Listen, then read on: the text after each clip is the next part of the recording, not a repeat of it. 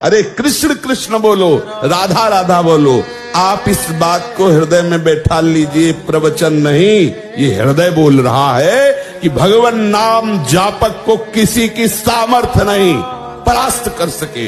मेरे प्रीतम की इच्छा है कि हाथ पैर टूट के तू राधा राधा कमरे में बोल तो ये बात मान सकते हैं, लेकिन कोई देवता, कोई प्रारब्ध, कोई ग्रह, कोई नक्षत्र मुझे परास्त कर दे, ऐसा कोई त्रिभुवन में नहीं।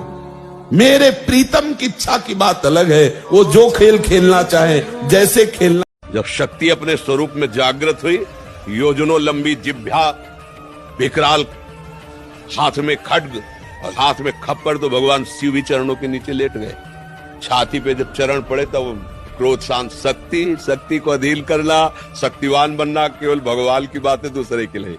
बच्चा बन जाओ तो वो माँ है, जैसे बछड़ा आगे आगे भागे तो माँ पीछे भागती है। वो प्यार से अधीन है, बछड़े की शक्ति से नहीं। ऐसे ही जहां जहां भक्त चरण रखता है, भगवान अपने हाथ रख देते हैं। वहां जहां जहां मेरो भक्त चरण रखे, वहां रखूं हाथ, पीछे पीछे मैं फिरूं, कभी न छाड़ू साथ। इससे बड़ी और शक्ति क्या हो सकती? भगवान पीछे डोल रहे, पर किससे? माँ बाप इस धरती के ईश्वर है। माँ ममता की मूर्ति है। मैंने बुरा मत मानना, तुम पूजा करो, पाठ करो, कथा सुनो, मत सुनो, हो सके तो कल से बंद करो, पर माँ बाप की पूजा कल से शुरू करो। जैसे हमें अच्छा भोजन चाहिए तो दूसरे की थाली से छीने नहीं, अपनी थाली का दूसरे को पवा दे।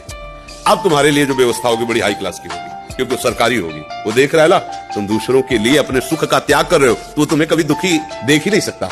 दुख उसको मिलता है जो अपने सुख के लिए दूसरों को दुख देता है, दूसरे के सुख का नाश करता है, फिर मालिक उसके सुख का नाश कर देता है। ये तीन नरक के द्वार हैं, काम, क्रोध, लोभ। इसमें ना स्त्री वर्णन है, पुरुष वर्णन है। अब जहां शास्त्रों में वर्णन की स्त्री को तुम नरक स्वरूप देखो, किसको? सन्यासी बैरागी को।